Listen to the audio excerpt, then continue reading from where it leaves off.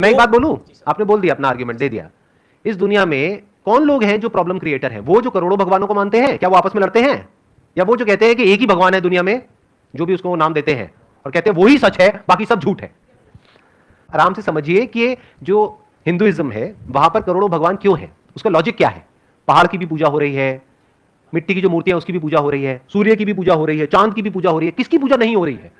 धरती, जल, अग्नि, वायु, आकाश, सबकी पूजा हो रही है। तो हिंदू धर्म जो है वो क्या कहता है?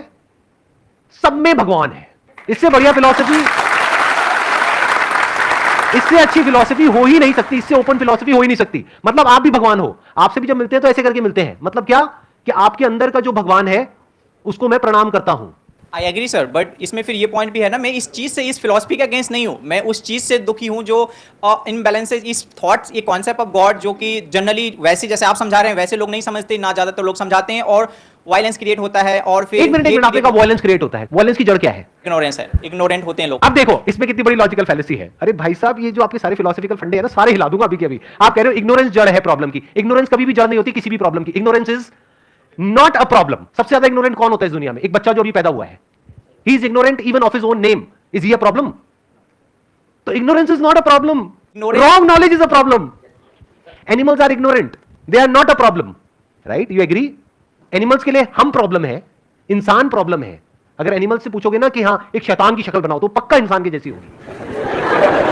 और हम एनिमल्स की पूजा करते हैं, क्यों? क्योंकि एनिमल्स एक्चुअल में इग्नोरेंट है, भोले हैं, इनोसेंट है। बट ये जो थॉट है वो कनिंग है।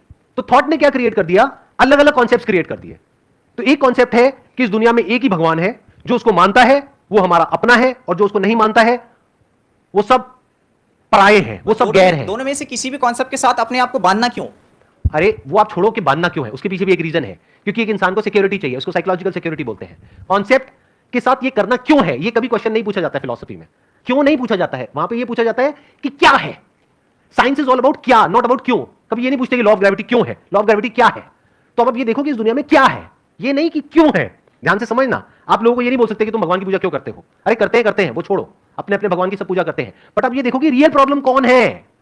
एक लॉजिक है कि ये मेरा भगवान है और यही सच है और यही सबसे ऊपर है, एक ही भगवान है और कोई दूसरा भगवान ही नहीं है। और जो इसको नहीं मानता है वो सब हमसे अलग है, और जो इसको मानता है वो सब हमारे अपने हैं, बाकी सब पराये हैं। ये एक थॉट प्रोसेस है।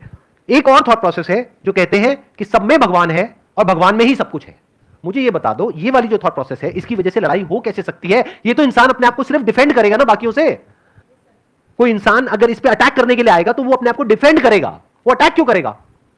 तो इंडियन फिलॉसफी में अटैक कहां है? आई बात मेरी समझ में? yes sir. इंडियन फिलॉसफी का जो ग्राउंड है, जो फाउंडेशन है, वहां पर अटैक पॉसिबल ही नहीं है। जो भी अभी तक हमने डिस्कस किया है उसको एक बार समअप कर देते हैं। फिलॉसफी का एजुकेशन सिस्टम से डायरेक्ट कोई कनेक्शन नहीं है, क्योंकि वहां पे रियल फिलॉसफी है ही नहीं। रियल जो ओरिजिनल फिलॉसफी है, that is missing. Real philosophy को अगर आपको स्टडी करना है तो you need to be as curious as somebody जो खजाना ढूंढने निकला है, और तब जाकर के आपको रियल जो फिलॉसफी है वो कहीं पे नजर आएगी, और उसमें रियलिटी होगी, उसमें बेसिस होगा, सिर्फ लॉजिक नहीं होगा। लॉजिक की अपने आप में एक लिमिटेशन है। Logic is always from a stand point. आपका अपना लॉजिक है, मेरा अपना लॉजिक है। अरे लॉजिक के आगे बढ़ो ना। फॉर एग्जाम्पल मैं कहता हूं मैं अभी इस चेयर पे बैठा हूं, निकालो इसमें कोई logical fallacy, can you question it? You can not question it, this is beyond logic. तो एक होता है सत्य यानी सत्य, एक होता है मिथ्या यानी झूठ। तो मिथ्या में क्या होता है, वहां पे लॉजिकल और ये वाली सारी बातें चलती है। जो सच होता है वहां पे किसी लॉजिक की जरूरत नहीं है, थॉट की जरूरत नहीं है। मैं हूं, can you question it? You can not, because that is in your perception. तो लॉजिक से आगे बढ़ो, ये जो वेस्टर्न फिलॉसफी है उससे आगे बढ़ो। अब मैं ये नहीं कह रहा कि Indian philosophy versus western philosophy, but all I am saying is कि जो डेप्थ आपको इंडियन फिलॉसफी में मिलेगी वो वेस्टर्न में नहीं मिलेगी। वो सब सरफेस लेवल पे जाकर के अटक गए हैं।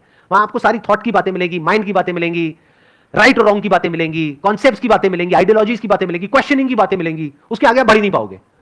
अरे क्वेश्चनिंग की भी तो लिमिटेशन देखो। क्वेश्चनिंग के लिए मेमोरी का होना जरूरी है। Questioning is part of thinking. Thinking के बियॉन्ड तो जाओ। Thinking which is not different from mind.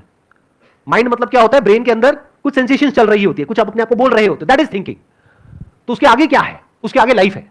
Life की बात तो कोई है ही नहीं, लाइफ तक तो कोई यही नहीं है। अगर लाइफ को एक्चुअल में एक्सप्लोर करना है तो वेद को उठा लो।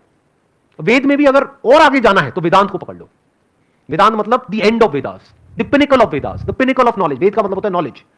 उसको स्टडी करो, तब आपको रियलिटी नजर आएगी, जहां पर जाकर के आपके सारे लॉजिक्स बिखर जाएंगे। That is the ending of thought, that is the pinnacle of philosophy.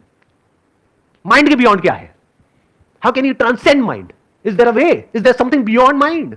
उसकी बात आपको वेदांत में मिलेगी, not just at a theoretical level, not just as a philosophical concept, but as a living reality, as real as जितना कि मैं अभी आपके लिए रियल हूं, इतना रियल। एक्सपीरियंशियली आप कुछ ऐसा देख पाओगे जो दुनिया की किसी फिलोसॉफिकल बुक में पॉसिबल ही नहीं है। Wish you all the best, please. Thank you so much sir, thank you so much.